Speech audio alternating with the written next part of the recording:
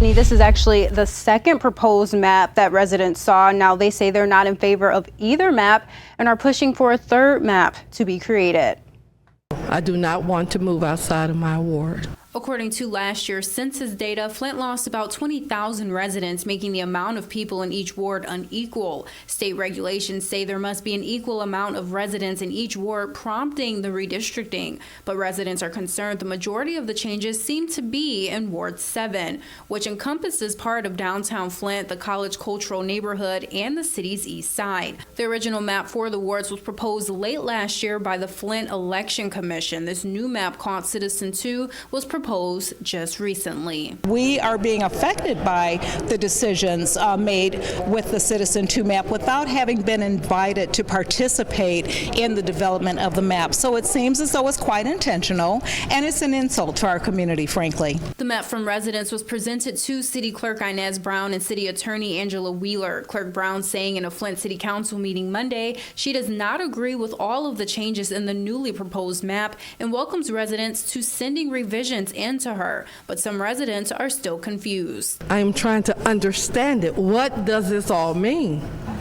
What does this all mean for the citizen, the residents of the cultural area, and for the city of Flint? In the new proposed map, the cultural area located in Ward 7 would no longer be a part of that district. Parts of Ward 7 would be located in Wards 4 and 9 if Citizens 2 map were to be approved. Now Ward 7 residents are rallying together to create their own maps and send them into Brown for consideration. I will attend that meeting to help draw up a different map to present.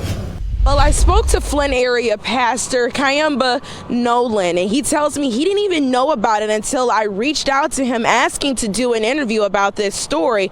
But after learning about it, he says he's pleased to know city leaders are taking this initiative to give those mourning some peace. Having this monument built and this information being put out to the Flint community gives us the opportunity to, walk through and see the remembrance and the memorials. Typically, when a loved one dies, there's a memorial to honor their life and comfort those grieving. But because COVID-19 put a strain on things, Nolan says many families didn't get the chance. We have not been able to really go through what we would consider our normal grieving process. We've done a lot of things virtually and been scaled down in most instances, how we will lay our loved one to rest.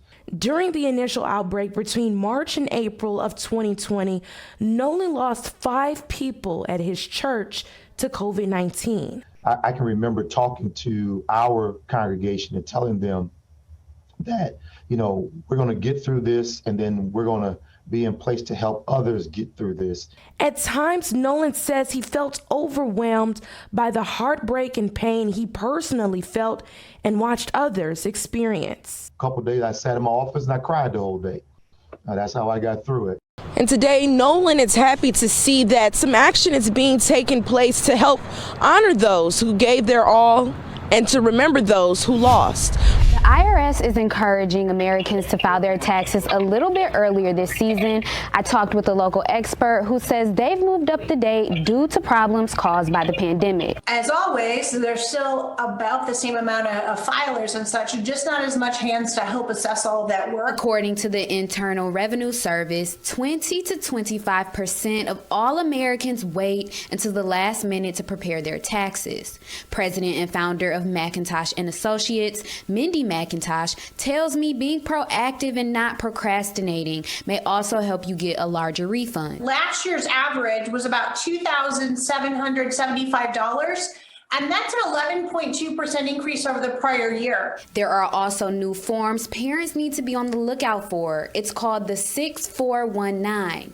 Additionally, there are forms you may need related to the stimulus payments. McIntosh tells me it is important to have all the documents you need before you file. Don't rush it. Make a checklist of what you have and what you're waiting for. Common mistakes are missing numbers or a missing form or just some simple math errors errors or misspellings. McIntosh says mistakes can lead to late filing and even IRS penalties or audits. So the IRS could charge you a penalty of 5% of your unpaid taxes each month that your return is late. For those who owe, McIntosh tells me opt for a payment plan with the IRS directly versus tapping into your credit. Before you rush in and get a high interest, credit card, think about the payment plan if that is you and you really need help there. Even if you file for an extension, taxes are still due April 15th.